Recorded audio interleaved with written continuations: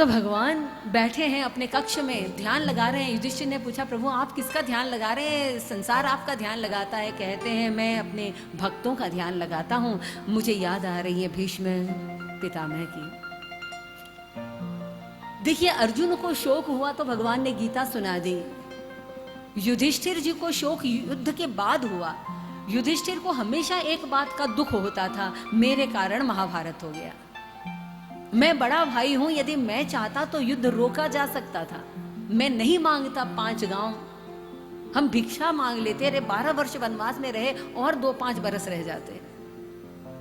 आज ये इतनी महिलाएं जो विधवा हो गई, इतने बच्चे जो अनाथ हो गए, तो युधिष्ठिर जी को हमेशा ये रोना रोना, इतना रोते थे युधिष्ठिर जी कि लोग समझा समझा कर थक गए। बड़े बड़े ऋषि मुनि संत महात्मा, वेदव्यास जी, धौम्य ऋषि सब आते युधिष्ठिर जी को समझाते, और जितना समझाते ना उतना ज्यादा रोते। एक बार ऋषियों ने कहा, कृष्ण आपके रहते हम समझाएंगे क्या? आप समझा दीजिए। आप किसी को समझाएं और वो ना समझे, ऐसा कभी होता है? भगवान बाहर से तो युधिष्ठिर जी को रोज बोलते थे, युधिष्ठिर शोक मत करो, भैया शोक मत करो, पर अंदर वही कृष्ण बैठकर युधिष्ठिर जी से कहते थे, रोते रहो। ये बाहर से तो कुछ और समझाते और अंदर से कुछ और करते। अब ये तो लीला है भगवान की। दुर्योधन के पास जब शांति दूत बनकर गए तो दुर्योधन ने तो कह दिया, महाभारत में एक श्लोक आता है कि कृष्ण जो तुम शांति का प्रस्ताव ला रहे हो वो एकदम सही है। मैं जानता हूं कि सत्य क्या है, मैं जानता हूं धर्म क्या है, मैं जानता हूं कि क्या होना चाहिए, परंतु मेरे भीतर से कोई और ही बोल रहा है कि बात मत मान। ये अंदर कौन बैठा है दुर्योधन के जो बोल रहा है बात मत मान? ये कृष्ण बोल रहे हैं, क्योंकि कृष्ण चाहते थे कि ये युद्ध हो जाए। अगर ये युद्ध नहीं होगा, अब भगवान क्या चाहते हैं? ये युधिष्ठिर जी को क्या, युधिष्ठिर को लगता था मेरे कारण सब विधवा हो गई, मेरे कारण बच्चे अनाथ हो गए, मेरे कारण सब कुछ हो गया। रात को सोते थे तो तलवार में खून लगा हुआ दिखता था, कभी अपने हाथों में खून लगा हुआ दिखता था, तो बड़े व्यतीत हो गए। और भगवान ने यह विचार कर लिया कि मैंने गीता में कह दिया कि मैं भगवान हूं, पर लोग नहीं मान रहे, लोगों को गीता पल्ले नहीं पड़ रही। मैंने भागवत में कह दिया अहम ब्रह्मास्मि, मैं ही भगवान हूं, पर लोगों को नहीं समझ में आ रहा, मेरे कहने से नहीं समझ में आ रहा है। तो इस समय इस पृथ्वी का जो सबसे बड़ा वीर होगा, और उस समय वीर कौन था? सबसे बड़े वीर थे भीष्म जी। वो भीष्म जो कुरुक्षेत्र के मैदान पर शरशैया पर पड़े हुए भगवान का इंतजार कर रहे थे। देहांत काले तुम सामने हो, बंसी बजाते मन को रिझाते। देहांत काले तुम सामने हो, बंसी बजाते मन को रिझाते। गाता यही नाम तन नाथ, त्यागू गोविंद दामोदर माधवेति। गोविंद दामोदर माधवेति, गोविंद दामोदर माधवेति। कुरुक्षेत्र के मैदान पर भीष्म पितामह भगवान का वादा याद कर रहे हैं। देहांत काले तुम सामने हो, बंसी बजाते और मन को लुभाते। आज भगवान ये चाहते हैं कि भीष्म पितामह जैसे वीर रस के उपासक, भक्ति के 5 रस हैं पर एक छठा रस है, और वह है वीर रस, जिसके उपासक हैं भीष्म पितामह। ये भक्त राज हैं भीष्म पितामह। तो ऐसे भीष्म पितामह यदि युधिष्ठिर जी को समझाएं और इस सारे संसार को ज्ञान दें, उनके मुख से यदि निकल गया मैं भगवान हूं, तो ये संसार मान लेगा। और आज सारे पांडवों को लेकर बड़े बड़े राजाओं को पता चला, देवर्षियों को पता चला, ब्रह्मर्षियों को पता चला, सारे के सारे पहुंच गए कुरुक्षेत्र के मैदान पर। दूर से कृष्ण को आते हुए भीष्म पितामह ने देखा, और देखते ही सिर्फ अपनी नजरों से कह दिया, अरे नटखट आने में बहुत देर कर दी। जो इंतजार करता है अपने प्रेमी का, उसके दिल पर क्या बीतती है कन्हैया ये तुम क्या जानो। ये वो भीष्म पितामह थे, जब चलते थे तो जमीन थर्रा जाए, जब इनकी गदा उठती थी तो बड़े बड़े शत्रु पराजित हो जाए। आज वही भीष्म पितामह अगर प्रणाम करने के लिए हाथ उठाना चाहे तो उठा नहीं पाए। शरीर बिंधा हुआ है तीरों के साथ, नजरों से प्रणाम किया। और तब कृष्ण ने कहा कि दादाजी, युधिष्ठिर जी को शोक हो रहा है, इनको कुछ समझाइए। कन्हैया, तुम्हारे रहते मैं समझाऊं, मैं क्या समझा पाऊंगा, पर तुम्हारा आदेश है तो बताओ परेशानी किस बात की है। परेशानी यह है कि युधिष्ठिर भैया को लगता है कि यह जो कुछ भी रक्तपात हुआ यह सब इनके कारण हुआ है, यह अपने को कर्ता मानकर दुखी हो रहे हैं। अरे समय नहीं है, नहीं तो इतनी सुंदर चर्चा है, ये भीष्म पितामह ने इतना सुंदर उपदेश दिया है। यहाँ पर 2 लाइन में बता ही दूं। कहने लगे, युधिष्ठिर, कभी तुमने निर्मल आकाश देखा है? आपने देखा होगा, आकाश में कोई बादल नहीं, देखा है कि नहीं? देखा है। बोले बिल्कुल देखा है दादाजी। अच्छा, कभी ये देखा 2-4 बादल यहाँ से आ रहे हैं, 2-4 बादल से यहाँ से आ रहे हैं, देखा है? बोले हाँ बिल्कुल देखा है, कुछ कुछ बादल आते हैं। अच्छा, कभी ये देखा है सारा आकाश बादलों से घिरा हुआ है, आकाश ही दिखाई नहीं दे रहा, ऐसा भी देखा है? बोले बिल्कुल ऐसा भी देखा है। अच्छा, तो युधिष्ठिर ये बताओ कि इस आकाश में इन बादलों को जुड़ाने का और इन बादलों को हटाने का काम कौन करता है? बोले वो तो ईश्वर करता है। तो बोले यह यदि आकाश के हाथ में नहीं है, बादलों को इकट्ठा करना, बादलों को हटा देना, यह आकाश के हाथ में नहीं है, तो बताओ इस धरती पर लोगों को इकट्ठा करना और लोगों को समाप्त करने का ठेका तुमने कब से लिया है? तुमको क्या लगता है ये जितने जन्म ले रहे हैं तुम्हारे कारण, और जितने मर रहे हैं वो तुम्हारे कारण? अच्छा, कितने करोड़ में ये ठेका लेकर रखा है? ये जो कुछ अभी हो रहा है यह सिर्फ और सिर्फ इसके कारण हो रहा है। यह चाहता था कि यह महाभारत का युद्ध हो जाए, तो इस युद्ध को इस संसार की कोई ताकत रोक नहीं सकती। अगर ये युद्ध नहीं होता तो क्या होता, यह सारा रीजन बताया। और फिर भगवान से कहते हैं, फिर राजनीति का ज्ञान दिया, गृहस्थ आश्रम में किस तरह से रहना चाहिए वह ज्ञान दिया। यह भी कह दिया, एक अपराध मैंने किया था कन्हैया, युधिष्ठिर, एक अपराध किया था। जब द्रौपदी ने पुकारा तो मैं भी वहां था, और द्रौपदी जानती थी कि यदि भीष्म अपना धनुष उठाकर कह दें तो 100 कौरव भी मिलकर द्रौपदी को तरफ नजर उठाकर नहीं देख पाते। पर उस समय मैंने कुछ नहीं कहा, और उसका अपराध आज इस शरशैया पर पड़ा हुआ भुगत रहा हूं। जब सारा ज्ञान दिया और सारे जाने लगे तो कृष्ण जाने लगे, और जब कृष्ण जाने लगे तो भीष्म पितामह ने कहा, कन्हैया तुम ठहर जाओ, तुमसे दिल की बात करनी है। कहने लगे, दादाजी इतनी बातें की, अभी और कुछ बाकी रह गया? बोले यह तो दुनिया के लोग हैं जो दिमाग से चलते हैं, इनसे तो दिमाग की बात कर रहा था, दिल वाले तो कन्हैया तुम एक ही हो। आज तो कन्हैया तुम्हें देखकर ऐसा लग रहा है कि मैं अपनी बेटी का विवाह तुम्हारे साथ कर दूं। सारे पांडवों को आश्चर्य हुआ। भीष्म पितामह जो बाल ब्रह्मचारी हैं, उनकी कौन सी ऐसी बेटी है जिसका वो विवाह करें कृष्ण के साथ?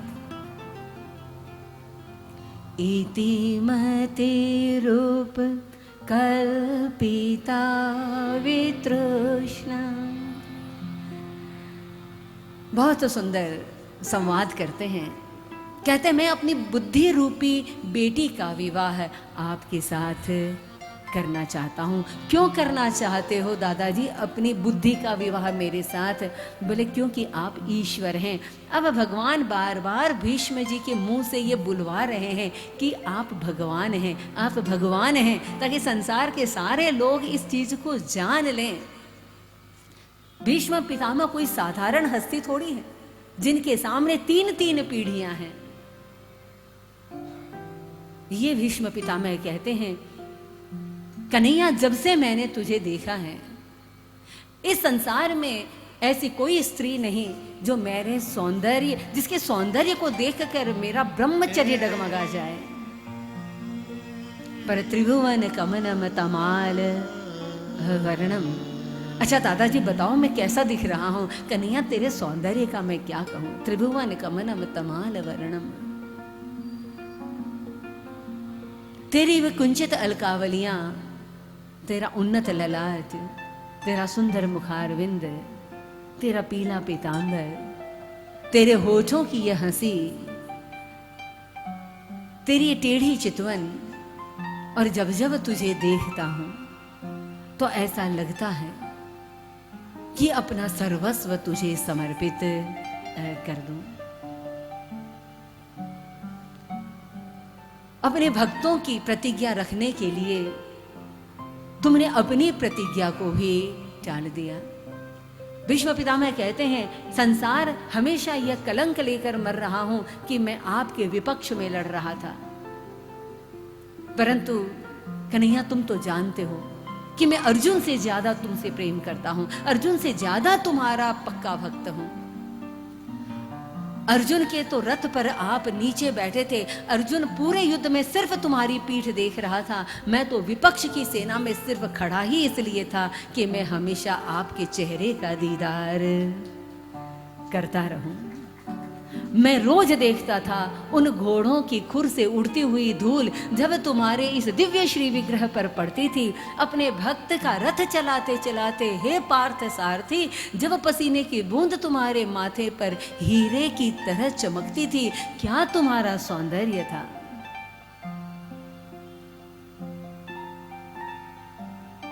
और मुझे तो वो दिन भी याद है जब दुर्योधन ने मुझे उकसा दिया था। आपको भी शायद ये घटना याद हो, दुर्योधन ने एक बार भीष्म पितामह के पास जाकर उन्हें थोड़ा सा अपशब्द कह दिया। शकुनी ने कहा 8 दिन युद्ध के हो गए, एक पांडव को नहीं मारा। अरे भीष्म पितामह चाहे तो एक दिन में सारी सेना का सफाया कर दे। ये सेनापति होकर भी लगता है खड़े तो तुम्हारे साथ हैं पर साथ तो पांडवों का दे रहे हैं। और भीष्म पितामह को जोश आ गया और भीष्म पितामह ने कहा, खबरदार दुर्योधन। दुर्योधन से ये कहा कि मैं यह प्रतिज्ञा लेता हूं, जो पे वीर पारथ को रथ न मिलाऊं धूल। कल का सूर्य जब उदय होगा और ये युद्ध शुरू होगा तो जो वीर पारथ को रथ न मिलाऊं धूल, तो पे कुरुवंशिन को अंशहीना मानियो। जो पे मेरे बाण शत्रु को न वेधे प्राण, तो पे मोहे कायर प्रमाण ही बखानियो।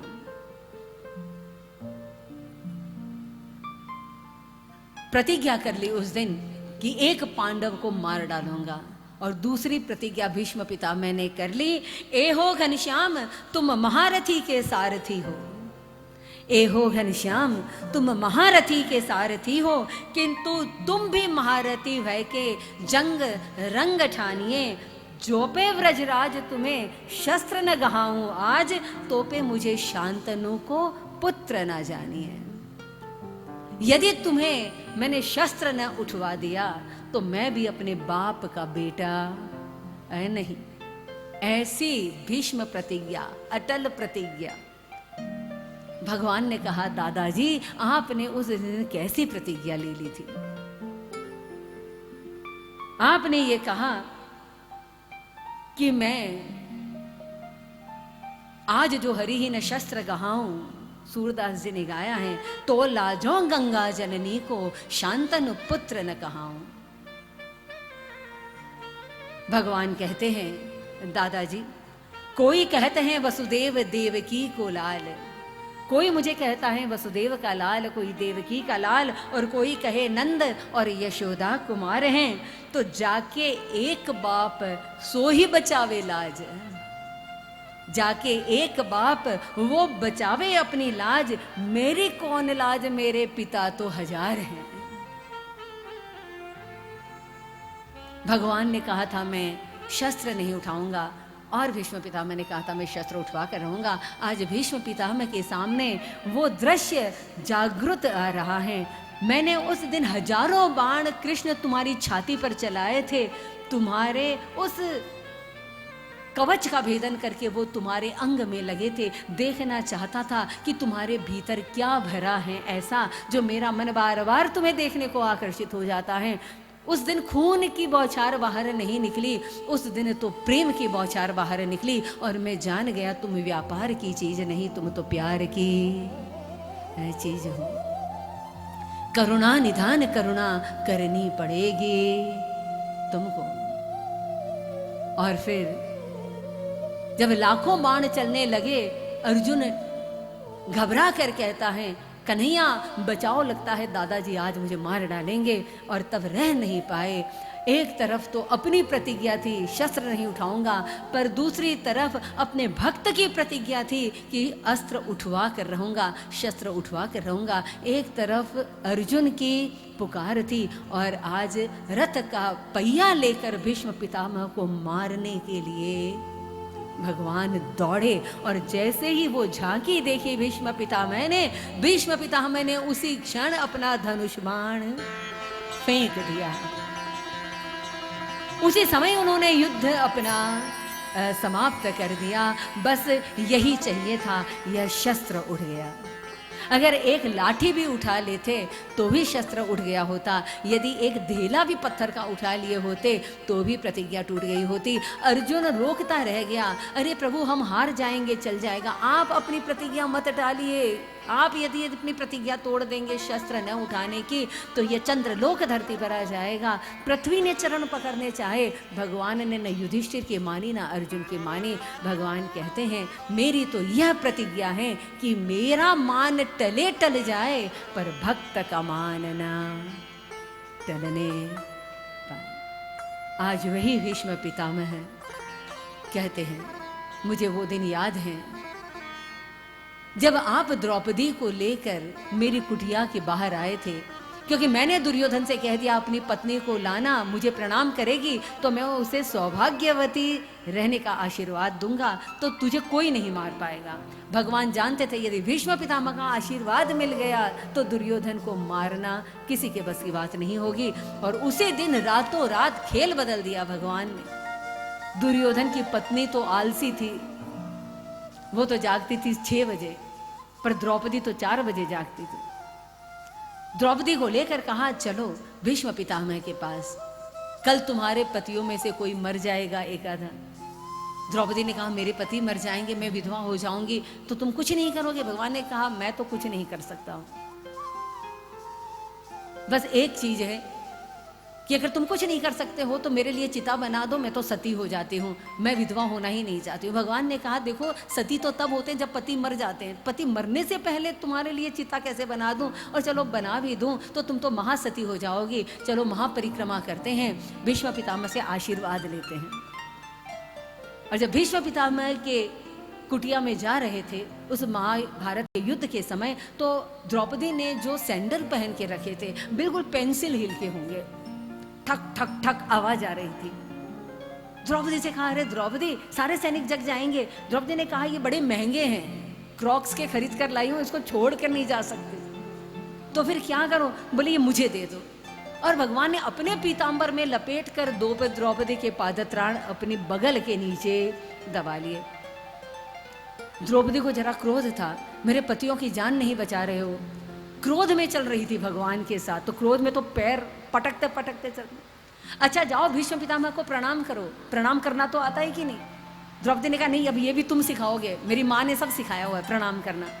बोले देखो तुम क्रोध मत करो, तुम किसी ब्राह्मण के ध्यान के समय उसको डिस्टर्ब नहीं करना, प्रणाम तो करना, उसे पता चलना चाहिए। इसलिए तुमने ये 16 श्रृंगार जो किए हैं अपने गहनों की आवाज करके जाना, उन्हें पता चल जाएगा कोई सुहागन प्रणाम कर रही हैं। और जब द्रौपदी गई अपने सारे गहनों की आवाज करते हुए, पैरों के नूपुर की छन-छन आवाज, प्रणाम किया। भीष्म पितामह ने आंखें भी नहीं खोली और भीष्म पितामह ने कह दिया सौभाग्यवती भव। एक बार प्रणाम नहीं किया, दूसरी बार प्रणाम किया सौभाग्यवती भव, तीसरी बार प्रणाम किया द्रौपदी ने सौभाग्यवती भव, 4 बार किया। और जब 5वीं बार आशीर्वाद मिला सौभाग्यवती भव, तो भीष्म पितामह को लग गया ये तो दुर्योधन की पत्नी नहीं हो सकती। वो एक बार प्रणाम कर ले तो ही बहुत है, ये 5 बार प्रणाम कौन कर रहा है? आंखें खोल कर देखा तो द्रौपदी, और द्रौपदी को देखते ही चौंक गए। द्रौपदी तुम इस समय यहाँ, तुझे लाने वाला कहाँ है?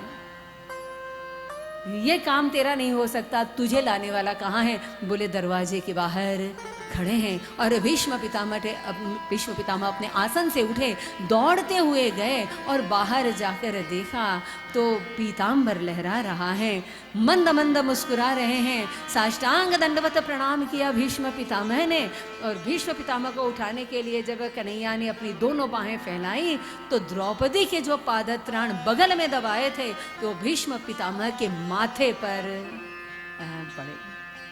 एक द्रौपदी का अपराध किया था, उसका प्रायश्चित भी आज हो गया। मेरे दरवाजे पर आए, मेरी मृत्यु पर हस्ताक्षर करने के लिए कन्हैया, अरे इतना क्यों परेशान हुए? मुझे बुला लिया होता, एक जीवन तो क्या, यह भीष्म अपने 100 जीवन तुम पर कुर्बान कर देता। पर जब आ ही गए हो तो बस इतना वादा करो, ये 5 बाण द्रौपदी पकड़, अब तेरे पतियों का कोई बाल भी बांका नहीं कर सकता।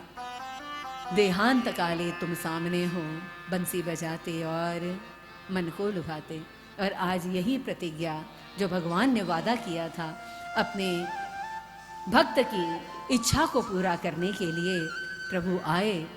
और तब भीष्म पितामह ने कहा, मुझे अर्थ न धर्म न काम रुचि गति न चहो निर्वाण। न मुझे मोक्ष चाहिए, न मुझे गति चाहिए, मुझे तो जन्म जन्म रति राम पद यह वरदान न आन। मुझे तो प्रभु आपका प्रेम चाहिए। और भक्त भगवान से क्या मांगेगा? अंतिम सांस में भीष्म पितामह प्रेम मांग रहे हैं। और कन्हैया कहते हैं, मैं तो प्रेम का भूखा हूँ दादाजी, प्रेम मेरे पास नहीं है, प्रेम तो राधा रानी के पास है, प्रेम तो गोपियों के पास है। आप रास का चिंतन करो। और सामने कन्हैया खड़े हैं। देखते देखते भीष्म पितामह ने अपने प्राणों को त्याग दिया। समय की नजाकत है और मुझे परीक्षित जी महाराज को लाना है, तो हम भी परमात्मा से ये प्रार्थना करें, रोज रोज, बस अभी नहीं गाएंगे पर आप जरूर गाइए कि इतना तो करना स्वामी, जब प्राण तन से निकले, गोविंद नाम लेकर तब प्राण तन से निकले। इतना तो करना स्वामी, जब प्राण तन से निकले। 4 लाइन आप भी गा लीजिए। इतना तो करना स्वामी, जब प्राण तन से निकले। गोविंद नाम लेकर मेरे प्राण तन से निकले। इतना तो करना स्वामी, जब प्राण तन से निकले। या तो गंगा जी का तट हो, यमुना का वंशीवट हो। या तो गंगा जी का तट हो, यमुना का वंशीवट हो। मेरा सांवरा कट हो, मेरा सांवरा कट हो। जब प्राण तन से निकले। इतना तो करना स्वामी, जब प्राण तन से निकले। हो जब प्राण तन से निकले, जब प्राण तन से निकले।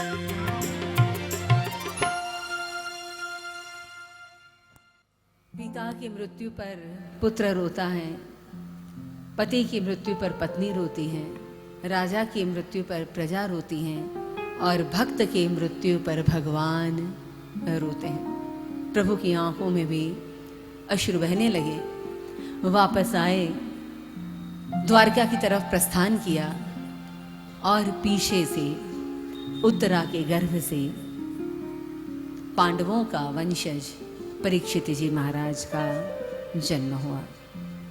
चक्रवर्ती सम्राट परीक्षित जी महाराज अर्जुन भगवान को द्वारका छोड़ने गए और तब भगवान ने अपनी लीला का संवरण करके जब अपने स्वधाम वापस लौटे, अर्जुन को आने में देर हुई। और जब अर्जुन वापस आए और कुंती और युधिष्ठिर और पांडवों को पता चला कि भगवान इस धाम को छोड़कर चले गए, तो हम यहाँ रहकर क्या करेंगे। कुंती ने तो अपने शरीर को वहीं पर त्याग दिया। द्रौपदी को लेकर पांचों पांडव बद्रिकाश्रम की तरफ प्रस्थान कर गए और पीछे से परीक्षित जी महाराज चक्रवर्ती सम्राट बन गए। यह परीक्षित जी महाराज एक बार अपने राज्य में रात को वेश बदलकर अवलोकन करने के लिए, प्रजा की रक्षा करने के लिए, उनकी सुरक्षा करने के लिए, उनके सुख दुख को करीब से देखने के लिए जाया करते थे। रात को बाहर निकले और उन्होंने देखा एक गाय और बैल आपस में बात कर रहे हैं और रो रहे हैं। क्यों रो रहे हैं? गाय कह रही है गोपाल चले गए, कलयुग आ रहा है और कलयुग हम पर प्रहार कर रहा है। और उतने में बैल, जिसकी सिर्फ एक ही टांग थी, 3 टांग कलयुग तोड़ चुका था, बैल भी यही कह रहा था, यह गाय कोई साधारण गाय नहीं है, पृथ्वी गाय बनी हुई है और धर्म बैल बना हुआ है। गाय और बैल की भाषा ये परीक्षित जी महाराज समझ गए, क्योंकि धर्म भी ये कह रहा है कि जब से कलयुग के आने का समय हो रहा है, कलयुग धर्म की 4 टांगे हैं। तप करो, सत्य बोलो, अहिंसा हो और दान हो। ना जीवन में सत्य रह गया, पल पल हम झूठ बोल रहे हैं। ना जीवन में हमारे तप रह गया, ना बोलने का तप है, ना वाणी का तप है, ना मन का तप है, ना विचारों का तप है, ना शरीर का कोई तप है, ना भूख प्यास सहन करने की क्षमता है। और ऐसे समय में हमारे जीवन में धर्म टिका रहे तो हमारे पास मात्र एक ही रास्ता है और वह है दान। क्यों हमारे शास्त्र बार बार इस दान पर तवज्जो देते हैं? क्यों संत आपके दरवाजे पर मांगने आते हैं? क्यों भगवान आपके दरवाजे पर मांगने आते हैं? हमारे यहाँ कोई जब मांगने आता है तो उसको दरिद्र नहीं, दरिद्र नारायण कहते हैं। नारायण स्वयं दरिद्रता का रूप लेकर आपके दरवाजे पर मांगने आ रहा है, तो कोई ना कोई तो कारण होगा। 10 इंद्रियों से 10 तरह के पाप रोज कर रहे हो। रहा सहा मन बुद्धि चित्त अहंकार भीतर ही भीतर तो क्या कर रहे हो आपकी माया आप जानो। पर बार बार शास्त्र कहते हैं इन 10 इंद्रियों के 10 देवता हैं और तुम उनका अपराध कर रहे हो। इसके लिए पहले दशांश निकालो। हम सब कुछ करते हैं, बाद में जो रकम बचती है उसमें से भी मन मार कर किसी को देना पड़ता है, देना चाहिए, नहीं तो लोग क्या कहेंगे इसलिए दे देते हैं। और देते समय भी पहले हमारे नाम की पट्टी कहां पर लगेगी पहले पूछते हैं। शास्त्र तो ये कहते हैं जो कमाया उसमें से पहले दशांश निकालो। 10,000 कमाते हो तो 1,000 पहले निकालो, बाद में 9,000 प्रसाद बन जाएगा। अरे भगवान को प्रसाद कब चढ़ाते हैं? खाने के बाद। सबसे पहले जो भोजन बना है उसमें से थोड़ा सा प्रसाद चढ़ा दिया तो बाकी सारी प्रसादी बन जाती हैं। आपका सारा धन प्रसाद बन जाएगा। इसलिए अपनी आय का दशांश आपको पहले निकाल कर धर्म के लिए, क्योंकि धर्म को जीवन में टिकाना है। आप तप नहीं कर सकते तो जो संत तप करते हैं उनके काम में अपना धन लगाइए। आप जाकर आश्रम नहीं बना सकते हैं, जो संत वहां पर जन कल्याण के लिए कार्य कर रहे हैं आप अपने घर में गाय नहीं रख सकते हैं। कलयुग सबसे पहले गाय पर प्रहार करता है, क्योंकि कलयुग जानता है कि अगर कलयुग के लोग गाय की रक्षा करने लगे तो कलयुग का प्रभाव खत्म हो जाएगा। इसलिए आज हिरण को नहीं मारना, उसके लिए नियम बनाया है, पर गाय को मार सकते हो। समय समय की बात है, ये कलयुग का, ये समय का प्रभाव है, क्योंकि कलयुग ये जानता है गाय मरे तो ही कलयुग टिकेगा। परीक्षित जी महाराज ने देखा कि कलयुग गाय को और बैल को मार रहा है। कलयुग को मारने के लिए परीक्षित जी महाराज दौड़े और तब उस कलयुग ने कहा, महाराज मेरे आने का समय हो गया है, आप इस सृष्टि का चक्र नहीं बदल सकते हैं, द्वापर खत्म हो रहा है और कलयुग आ रहा है। मेरे रहते तुम अहिंसा कर रहे हो, मेरे रहते हुए तुम हिंसा कर रहे हो मेरे राज्य में, और गाय को मार रहे हो। तो गाय को बचाने की जिम्मेदारी है परीक्षित जी महाराज की। देखिए, भगवान जब गए तो भगवान अपनी सारी संपत्ति हमको देकर गए हैं। उन्होंने गीता का ज्ञान दिया जो हमने स्वीकार कर लिया, उन्होंने अपने चरणों से निकली हुई गंगा दी जिसको हमने स्वीकार कर लिया, उन्होंने हमें भागवत दी जिसको हमने स्वीकार कर लिया, उन्होंने अपना रूप दिया, अपनी लीलाएं दी, अपना वृंदावन धाम दिया, हमने सब कुछ स्वीकार कर लिया। पर उन्होंने जाते जाते ये कहा था, बच्चों ये सारी संपत्ति तुम स्वीकार करो पर अपनी बूढ़ी माँ का भी ध्यान रखना। एक पिता मरता है तो अपनी सारी वसीयत अपने बेटों को देकर जाता है और पीछे से यह भी कहता है अपनी बूढ़ी माँ की सेवा करना। हमने हमारे इष्ट श्री कृष्ण की भी जो इष्ट है, उनके भी जो भगवान हैं, उस गौ माता को सड़क पर छोड़ दिया। गौशाला बन रही है, आप अपने घर में गाय नहीं रख पा रहे हैं, कभी गाय की आंखों में देखिए, सारे त्रिलोकी का राज्य गाय की आंखों में दिख जाए यदि देसी गाय हो। नासा की नई नई रिपोर्ट है, रिसर्च रिपोर्ट, 140 बीमारियों का इलाज है, चलता फिरता हॉस्पिटल है। गौशाला इस चलता फिरता हॉस्पिटल, गली गली में हॉस्पिटल बन रहे हैं। अरे गली गली में जिस दिन गौशाला बन जाएगी ना, ये हॉस्पिटलों की जरूरत नहीं पड़ेगी। आप कितना समय, कितनी एनर्जी, कितना पैसा उन डॉक्टरों के चेकअप्स में डालते हो, उनके ऑपरेशंस में डालते हो।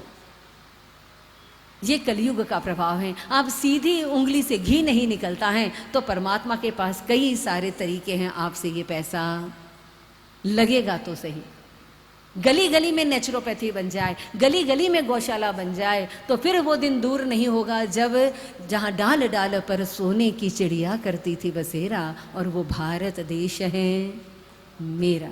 ये भारत देश है, हम इसको इंडिया इंडिया इंडिया बोल बोल के सारी बर्बादी कर दी देश की।